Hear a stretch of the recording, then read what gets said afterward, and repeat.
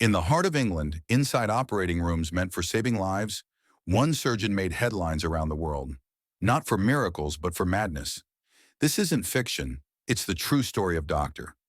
Simon Bramhall, a respected liver transplant surgeon who used a surgical laser to literally burn his initials into the livers of living patients. Bramhall worked at Queen Elizabeth Hospital in Birmingham, one of the UK's most respected institutions. He was brilliant, skilled, and admired in his field. But what he did behind those sterile white doors stunned the medical world. In 2013, Bramhall was performing liver transplants, highly complex surgeries requiring precision, teamwork, and trust. But instead of simply stitching his patients back up, he left behind a signature.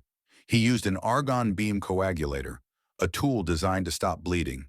But instead of just controlling blood loss, Bramhall burned the letters S and B, his initials, into the surface of a liver. Like an artist signing a painting, except this canvas was human flesh. The first time it happened, nobody said a word, until another doctor saw it, not during surgery, but during a follow-up procedure. The initials were still there, clear, visible, permanent. By 2014, the story broke. An internal investigation began, and what they uncovered wasn't just a one-time lapse in judgment. Bramhall had branded multiple patients. He resigned in 2014. But that wasn't the end. Years later, in 2017, he was officially charged with assault by beating. Why? Because although the patients were under anesthesia, branding someone, especially without consent, is still assault. In court, Bramhall admitted guilt.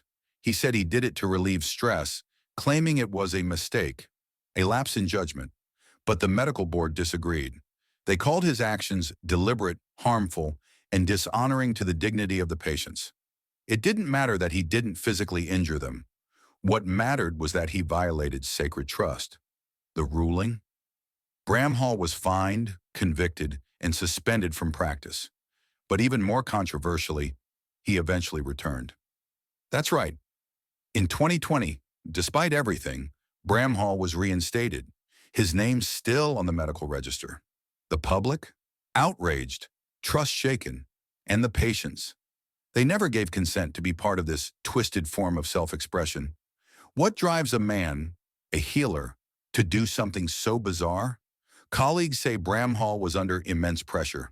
He once wrote an article saying transplant surgery left him with moral injury, that he carried emotional scars from watching patients die. But does stress excuse burning your name into someone's body? Experts believe Bramhall's behavior mirrored traits of narcissism.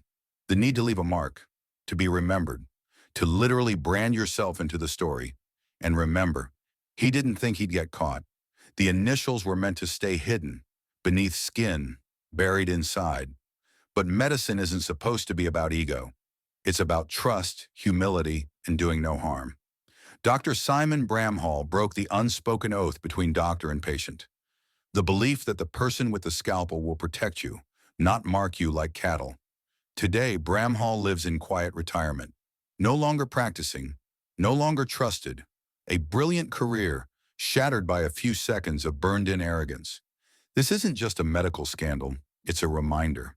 Even those who seem the most professional can hide the darkest impulses.